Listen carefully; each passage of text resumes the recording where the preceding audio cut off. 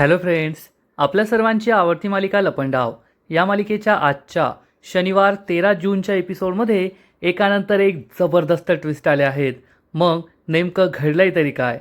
तर फ्रेंड्स, सगळ्यात आधी तर सरकार ही पुष्पाला शोधायला पोहोचली आणि पुष्पा जेथे होती तेथेच खरी तेजस्विनीसुद्धा होती.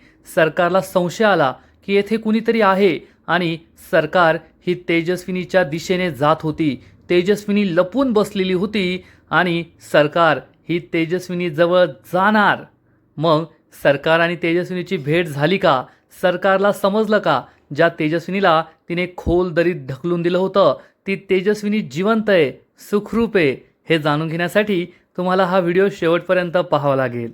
तर फ्रेंड्स, आजच्या एपिसोडच्या सुरुवातीलाच सरकार ही गाडीत बसते आणि पुष्पाला भेटायला निघून जाते. कान्हा तिच्या मागेच असतो आणि कान्हासुद्धा सरकारचा पाठलाग सुरू करतो. आणि इकडे जेलमध्ये चंद्रिका सखीची धुलाई करत असते. सखीची मान पकडते आणि सखीला या जेलच्या दरवाजावर जोरात आदळते. पण सखी ठरवते आता बस, अन्याय सहन करायचा नाही. आणि मग सखी या चंद्रिकाचंच डोकं या जेलच्या दरवाजावर जोरात आदळते. चंद्रिकाला जबर धक्काच बसतो. सखी तिला सोडून देते आणि म्हणते आता मी माझं मंगळसूत्र तुझी मूठ उघडून मिळूनच राहणार. चंद्रिका सखीकडे रागारागाने पाहते. इकडे कान्हा सरकारचा पाठलाग करतच असतो. पण सरकारला कळतच नाही की कान्हा आपल्या मागेच आहे आणि सरकार त्या पुष्पाच्या ठिकाणावर जात असते. इकडे चंद्रिका तिचे केस बांधते. पण आता सखी मालिकेची हिरोईन आहे त्यामुळे ती केस बांधू शकत नाही. ती आपली ओढणी बांधते आणि मग चंद्रिका ही सखीला जोरात ढकलून देते. पण तेवढ्या सखी या बसण्याच्या ओट्यावर उडी मारते, उठून उभी राहते आणि चंद्रिकाचा गळा पकडते आणि चंद्रिकाच्या मानेवर दे दनादन असे अनेक वेळेस बुक्क्या मारते.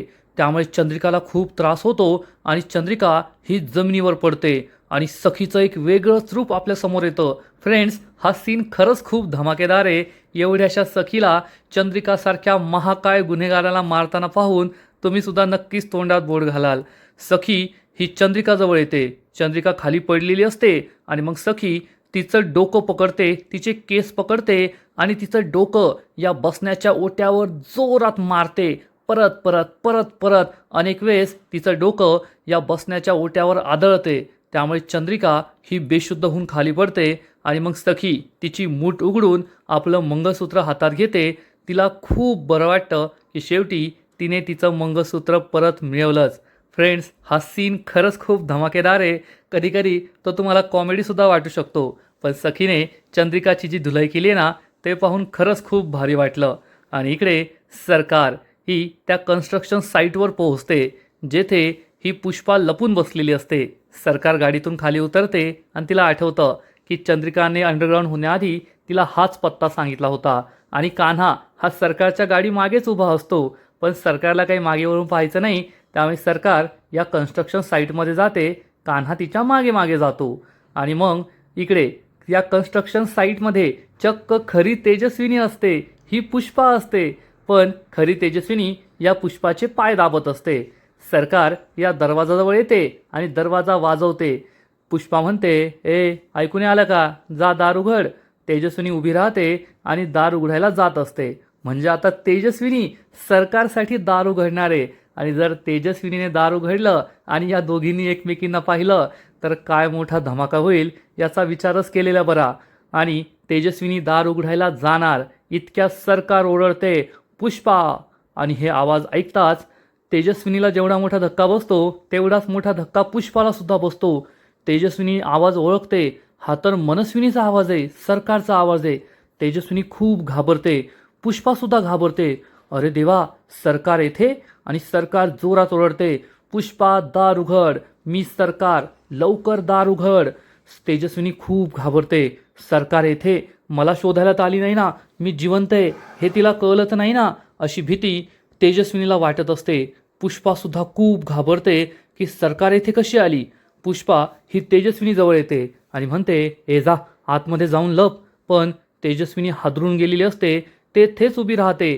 पुष्पा म्हणते बाई जा लप ना. त्या सरकारने पाहिलं ना तर मलाही सोडायची नाही, तुलाही सोडायची नाही. आणि मग पुष्पा दार उघडायला जाते. तेजस्विनी भानावर येते आणि तेथे एक मोठा खांब असतो, त्या खांबाच्या मागे जाऊन लपते. पुष्पा दार उघडते. सरकार खूप चिडते आणि तिला जाब विचारते, दरवाजा उघडायला एवढा वेळ लागतो का? पुष्पा काहीच बोलत नाही. सरकार म्हणते, ते सोड, आत्ताच्या आत्ता इथून गायब व्हायचं. पुष्पा म्हणते ठीक आहे. सरकार तिला सांगते, तुझा फोटो सगळीकडे व्हायरल झालाय, तुला कुणीही पकडू शकतं, कुणीही ओळखू शकतं. आणि एक लक्षात ठेवायचं, जर तू पकडली गेली तर माझं नाव घ्यायचं नाही, नाहीतर. पुष्पा घाबरून म्हणते, नाही घेणार, नाही घेणार सरकार, मला माहिती आहे तुमचं नाव घेतलं तर मी जिवंत राहणार नाही, नाही घेणार, जीव गेला तरी नाही घेणार. सरकार म्हणते ठीक आहे, चल आता माझ्याबरोबर. तेवढ्या सरकारची नजर आतमध्ये जाते आणि सरकारला तेजस्विनीच्या साडीचा पदर दिसतो. सरकार विचारते, आतमध्ये कोण आहे? हे ऐकून तेजस्विनी खूप घाबरते. पुष्पा सांगते, ती माझ्या भावाच्या सुनेची लांबची नातेवाईक आहे. सरकार विचारते, लांबची नातेवाईक? कोण ही लांबची नातेवाईक? पाहावंच लागेल. असा विचार करून सरकार आतमध्ये येते. तेजस्विनी खूप घाबरते. फ्रेंड्स, हा सीन खरंच खूप जबरदस्त आहे. तेजस्विनी या पिलर मागे लपून बसली आहे आणि सरकार ही नेमकी कोण आहे हे पाहण्यासाठी तिच्या दिशेने येत असते. तेजस्विनीला समजतं की सरकार माझ्या दिशेने येते. तेजस्विनी खूप घाबरते आणि सरकार ही तेजस्विनीच्या जवळ येत असते. या दोघींमध्ये अवघ्या 1-2 फुटाचं अंतर राहिलेलं असतं आणि त्याच वेळेस आपल्या कान्हाची एंट्री होते. कान्हा हा पुष्पाजवळ येतो. सरकारला माहीत नाहीये की कान्हा येथे आलाय आणि सरकार ही खऱ्या तेजस्विनीजवळ येणार, खऱ्या तेजस्विनीचा चेहरा पाहणार. इतक्यात कान्हा जोरात ओरडतो, धप्पा. हे ऐकून सरकार मागे वळून पाहते आणि कान्हाला पाहून सरकारला जबर धक्काच बसतो. तेजस्विनी सुद्धा कान्हाचा आवाज ओळखते. तिला समजतं कान्हा येथे आलाय, पण सरकारसमोर ती कान्हासमोर येऊ शकत नाही. तेजस्विनी ही तशीच लपून राहते. सरकार कान्हाकडे पाहते. कान्हा म्हणतो, सरकार, खरा गुन्हेगार सापडला. आता सखी मॅडम नाही तर तुम्ही जेलमध्ये चक्की पिसणार, जेलमध्ये खडी फोडणार. सरकारला खूप राग येतो. कान्हा या पुष्पाकडे पाहतो आणि विचारतो, तुम्हीच होता ना त्या ज्यांनी सखी मॅडमला ते मासे विकले आणि त्यांना या सगळ्या प्रकरणात अडकवलं? आता गुपचूप पोलीस स्टेशनमध्ये यायचं, पोलिसांसमोर कबूल करायचं की सखी मॅडमचा यात काही दोष नाहीये, तुम्ही त्यांना फसवलं आणि या सरकारने तुम्हाला सगळं काही करायला सांगितलं होतं ते सुद्धा कबूल करायचं. आता तुमची सरकार जेलमध्ये खडी फोडणार. सरकारला खूप राग येतो. पुष्पासुद्धा घाबरते आणि मग कान्हा या पुष्पाचा हात पकडतो आणि म्हणतो, चला माझ्याबरोबर जेलमध्ये. सरकार खूप चिडते आणि जोरात ओरडते, कबीर, सोड तिला. असं म्हणून सरकार पुढे येते आणि कान्हाचा हात पकडते. एक हात सरकारने कान्हाचा पकडलेला असतो आणि दुसऱ्या हाताने कान्हाने या पुष्पाचा हात पकडलेला असतो. कान्हा म्हणतो, सोडा मला, सोडा लवकर, नाहीतर काहीतरी चुकीचं होईल, सोडा मला. पण सरकार काय ऐकत नाही आणि कान्हा तिला जोरात धक्का देतो. सरकारला समजतं असं नाही चालणार आणि कान्हा या पुष्पाच्याच नादी लागतो. चला माझ्याबरोबर, चला माझ्याबरोबर पोलीस स्टेशनमध्ये. तेवढ्या सरकार त्याच्या नजरेसमोरच एक मोठा रॉड उचलते आणि त्याच्या नजरेसमोरच त्याच्या डोक्यात रॉड मारते. पण कान्हा काही तिला थांबवत नाही. कान्हा हा रॉड खाऊन घेतो. कान्हाच्या डोक्यात जोरात लागतं. कान्हा पुष्पाचा हात सोडून देतो. आई ग असं म्हणून डोक्याला हात लावतो. सरकार पुष्पाला म्हणते, पळ इथून, आणि पुष्पा तेथून पळून जाते. कान्हा आपल्या डोक्याचं रक्त पाहतो आणि हसू लागतो. सरकार विचारते, हसतोस काय, गेली ती पळून? तर कान्हा म्हणतो, सो व्हॉट, पळू द्या ना, बाहेर आमची महिला ब्रिगेड आहे ना, तुम्हाला काय वाटतं ती अशी पळून जाईल आणि आम्ही तिला पळू देऊ? नाही, असं काही होणार नाहीये. सरकारला खूप राग येतो. सरकार विचारते, महिला ब्रिगेड? कान्हा म्हणतो, कळेल ते लवकरच. असं म्हणून कान्हासुद्धा तेथून पळून जातो. सरकारला काही कळतच नाही हे सगळं नेमकं होतंय काय, कोणती महिला ब्रिगेड? आणि बिचारी तेजस्विनी तेथेच लपून बसलेली असते. सरकारला लक्षात राहिलं नसतं की मला कोणाला तरी शोधायचं होतं, कोणाला तरी पाहायचं होतं, आणि सरकार ही कान्हाच्या मागे मागे पळते. आणि मग सरकार गेल्यानंतर तेजस्विनी या खांबाच्या मागून बाहेर येते आणि स्वतःचा चेहरा आरशात पाहते. अजूनसुद्धा हे सरकार कान्हा यांचा लपंडाव सुरूच आहे असा विचार करून सरकार नाही, तेजस्विनी ही साईबाबांना प्रार्थना करते, माझ्या सखीला वाचव, माझ्या सखीला सुखरूप राहू दे. आणि मग पाहता पाहता सकाळ होते. आता कान्हा म्हणालाय की बाहेर आमची महिला ब्रिगेड आहे, पण सकाळ होते तरीसुद्धा ही पुष्पा रस्त्याने धावतच असते. महिला ब्रिगेडने अजून काही या पुष्पाला पकडलेलं नसतं. पुष्पा ही रस्त्याने धावत असते, पण आता वय झाल्यामुळे तिला जास्त जोरात काही धावता येत नाही. आणि मग तेवढ्यात तेथे जान्हवी आणि चाळीतल्या सगळ्या बायका पोहोचतात आणि या सगळ्या बायका या पुष्पाला घेराव घालतात. पुष्पा खूप घाबरते. तेवढ्यात कान्हासुद्धा तेथे पोहोचतो आणि या बायका म्हणतात, ए बाई, आता पळू नकोस. पळायला लागली ना तरी आम्ही तुला सोडणार नाही. तुला पळायला अख्खी पृथ्वीसुद्धा कमी पडेल. जान्हवी पुढे येते आणि म्हणते, तू आमच्या सखीला फसवलं, आता भोग तुझ्या कर्माची फळं. असं म्हणून जान्हवी या म्हाताऱ्या बाईच्या जोरात थोवाडीत मारते आणि ही पुष्पा चक्क पोलीस स्टेशनमध्ये जाऊनच पडते. पोलीस स्टेशनमध्ये कान्हा, किरण, जान्हवी आणि चाळीतल्या सगळ्या बायका या पुष्पाला घेऊन पोहोचतात आणि मग सगळे सखीच्या लॉकअपकडे पाहतात. तर सखीच्या लॉकअपमध्ये जो काही नजारा असतो ना, तो आयुष्यात एकदा पाहण्यासारखा असतो. पुन्हा कधी दिसेल याची गॅरंटी नाही. सखी ही चक्क चंद्रिकाला खाली लोळवून, चंद्रिका ही बेशुद्ध होऊन पडलेली असते आणि सखी तिच्या पाठीवर बसून कान्हाने काल रात्री दिलेला डबा खात असते, जेवण करत असते. सखीचा हा रुद्रावतार पाहून कान्हा, किरण, जान्हवी, दाभाडे मावशी, चाळीतल्या सगळ्या बायका यांना जबर धक्काच बसतो. सखी एकदम स्टाईलमध्ये बसलेली असते आणि इन्स्पेक्टरसुद्धा आत्ताच तिच्याकडे पाहतात. इन्स्पेक्टर म्हणतात, अरे देवा, ही सखी काय करतीये आणि कोणाच्या अंगावर बसलीये? ज्या चंद्रिकाला कुणी वर मान करून पाहण्याची हिंमत करत नाही, त्या चंद्रिकाला एवढ्याशा सखीने लोळवलं. सगळ्यांना आश्चर्य वाटतं. कान्हा म्हणतो, साहेब, मग आता तरी सखी मॅडमला सोडा. आम्ही खरा गुन्हेगार घेऊन आलो आहोत. सखी मॅडमचा या प्रकरणात काही दोष नव्हता. या बाईने तिला ते मासे विकले होते ज्यामध्ये ड्रग्ज होते. तुम्ही तिला हवं तर विचारू शकता. आणि मग इन्स्पेक्टर या बाईजवळ येतो आणि तिला जाब विचारतो, हे जे काही सांगताय ते खरं आहे का? ही बाई खूप घाबरलेली असते आणि म्हणते, हो साहेब, या मुलीला मीच मासे विकले होते आणि त्या माशात मीच ड्रग्ज टाकले होते. या त्या पोरीचा काही दोष नाहीये. तिला अडकवण्यासाठी मी हे सगळं केलं होतं. हे ऐकून कान्हा, सखी खूप खुश होतात. इन्स्पेक्टर विचारतो, हे सगळं तुला कुणी करायला सांगितलं होतं? तर ही बाई सांगते, हे सगळं मीच केलं, मला कुणी नव्हतं करायला सांगितलं. सखी आणि कान्हाला मोठा धक्काच बसतो. कान्हा चिडून म्हणतो, हे काय बोलताय तुम्ही? खरं खरं सांगा, तुम्हाला कुणी हे सगळं करायला सांगितलं? इन्स्पेक्टर साहेब, ही बाई खोटं बोलतीये. तिचा आणि सखीचा काही संबंधच नाहीये. मग ती सखीला का अडकवणार? तिला तुम्ही विचारा, तिच्या बॉसचं नाव काय आहे? इन्स्पेक्टर म्हणतात, तुम्ही काळजी करू नका, आम्ही तिच्याकडून वधवून घेतो की तिचा बॉस कोण आहे. आणि मग लेडी कॉन्स्टेबल या पुष्पाला तुरुंगात घेऊन जाते. सखी पुढे येते आणि म्हणते, इन्स्पेक्टर साहेब, आता तर सगळं सत्य समोर आलंय ना, आमच्या सखीला सोडा. ती बिचारी खूप साधी भोळी आहे, गरीब आहे. कान्हा म्हणतो, नाही जान्हवी, ज्या मुलीने इतक्या महाकाय गुन्हेगाराला जमिनीवर लोळवलंय ती साधीसुधी नाहीये, ती खरी मर्दानी आहे. हे ऐकून सखी खूप खुश होते. चाळीतले सगळे लोक खुश होतात आणि मग हवालदार लॉकअपचा दरवाजा उघडतो. सखी बाहेर येते. बॅकग्राऊंडमध्ये मन शुद्ध तुझं गोष्ट आहे पृथ्वी मोलाची हे गाणं सुरू होतं आणि येथे कोणताही डायलॉग नाहीये. सखी पुढे येते. कान्हा तिच्याकडे पाहून स्माईल करतो. सखी त्याच्याकडे पाहून स्माईल करते. मग सखी आणि जान्हवी एकमेकांना घट्ट मिठी मारतात. सखी दाभाडे मावशीला नमस्कार करते आणि मग सखीची विजयी यात्रा सुरू होते. सखी सगळ्यात पुढे, तिच्या मागे कान्हा, मग चाळीतले सगळे लोक आणि बॅकग्राऊंडमध्ये तू चाल पुढं तुला रे गड्या भीती कशाची हे गाणं. आणि सखी एकदम कॉन्फिडन्समध्ये आत्मविश्वास घेऊन एका नवीन सखीचा जन्म झालेला असतो. असं करून सखी ही पोलीस स्टेशनच्या बाहेर पडते. सगळे खूप खुश असतात. आणि इकडे सखीच्या घरी म्हणजे सरकारच्या घरी सरकार, नंदा खूप टेन्शनमध्ये असतात आणि मीनाक्षी परशुराम नेहमीप्रमाणे घराची फरशी पुसत असतात.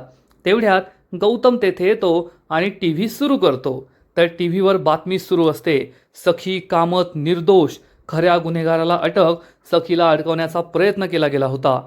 हे ऐकून सरकारच्या पायाखालची जमीनच सरकते. तिचा विश्वासच बसत नाही की सखी निर्दोष सिद्ध झाली आहे आणि तिची निर्दोष सुटका झाली आहे.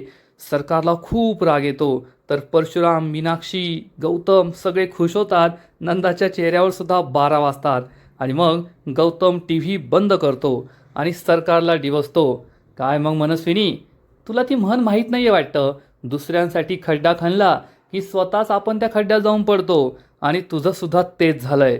सरकारच्या तळपायाची आग मस्तकात जाते. हा गौतम वाघिणीच्या जबड्यात हात घालत असतो. परशुराम आणि मीनाक्षी खुश होतात की सरकारची चांगली जिरली.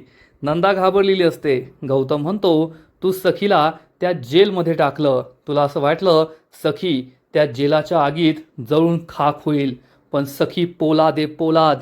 त्या आगीमुळे ती आणखीन बळकट बनलीये, आणखी दणकट बनलीये आणि आता ते पोलाद तुझ्या विरुद्ध उभं राहणार, तुला नेस्तनाबूत करणार, तुला संपवणार.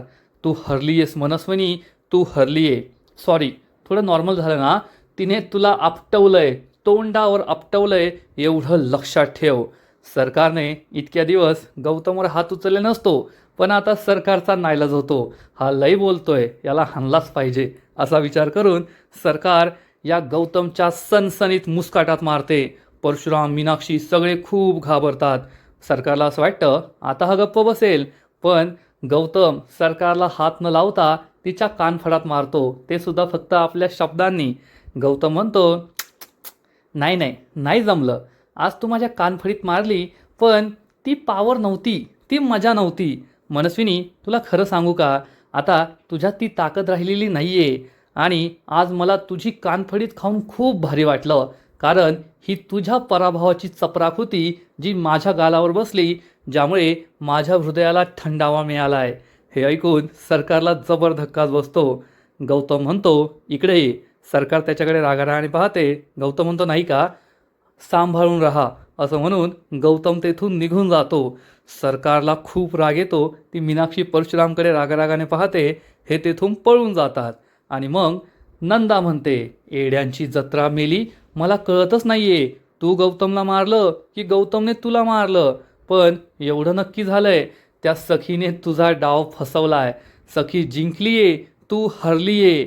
सरकारला खूप राग येतो. सरकार चिडून म्हणते, सरकार कधीच हरत नाही आणि हे घर माझं आहे, हे घर माझं होतं, माझं आहे आणि माझं राहणार.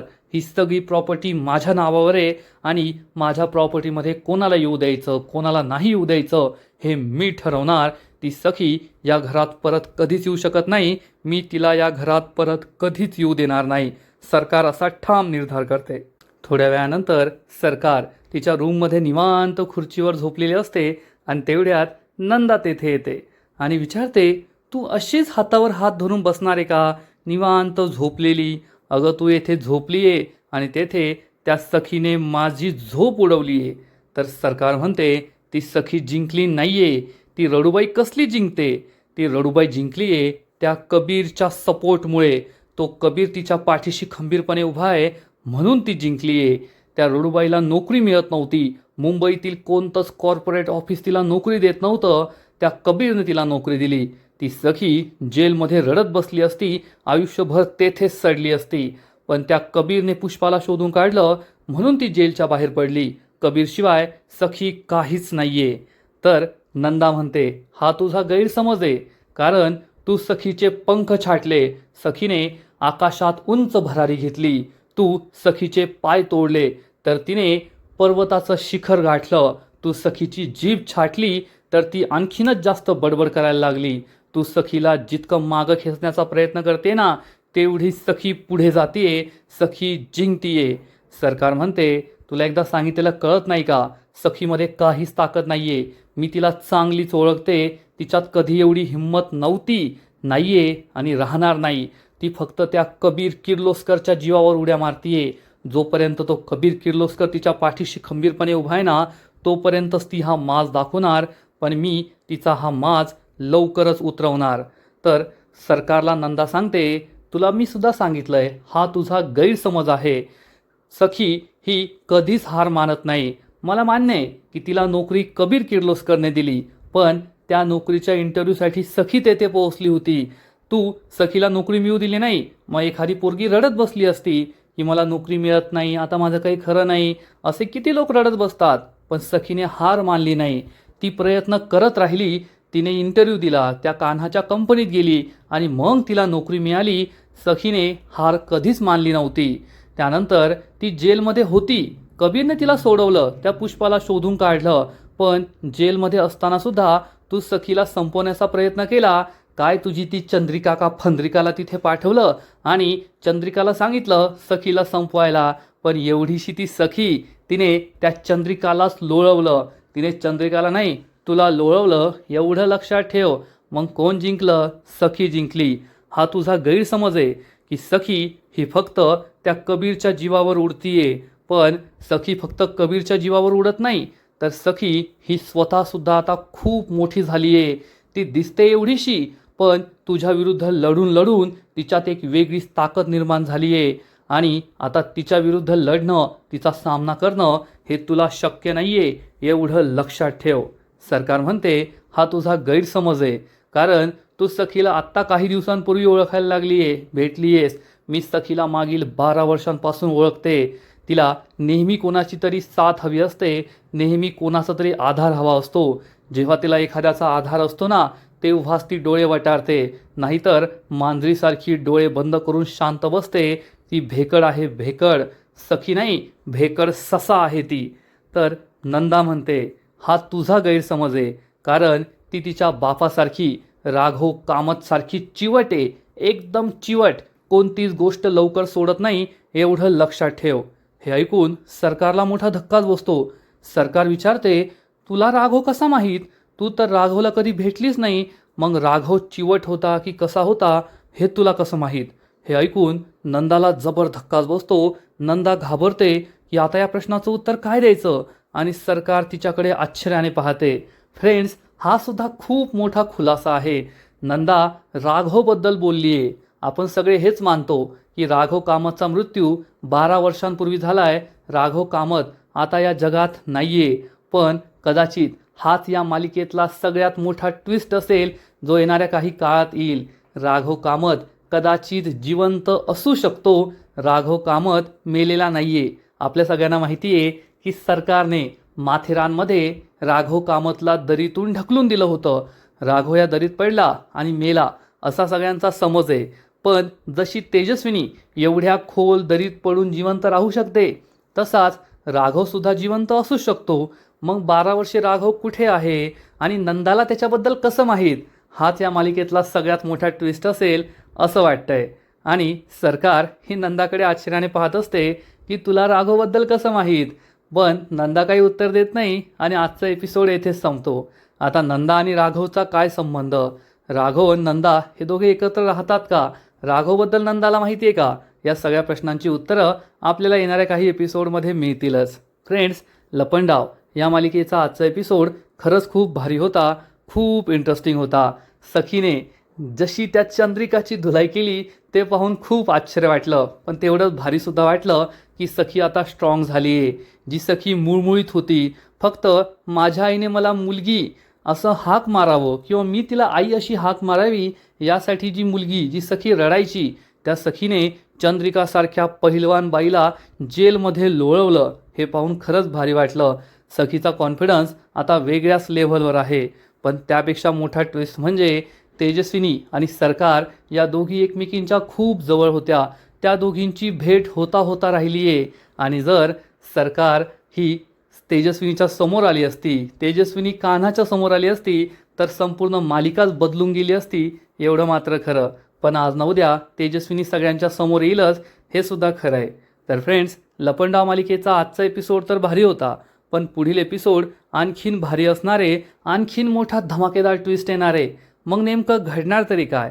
तर लपंडाव मालिकेच्या पुढील एपिसोडमध्ये आपण पाहू की सरकार निवांत तिच्या रूममध्ये झोपलेली असेल आणि त्याच वेळेस सरकारला ढोल ताशाचा आवाज येईल.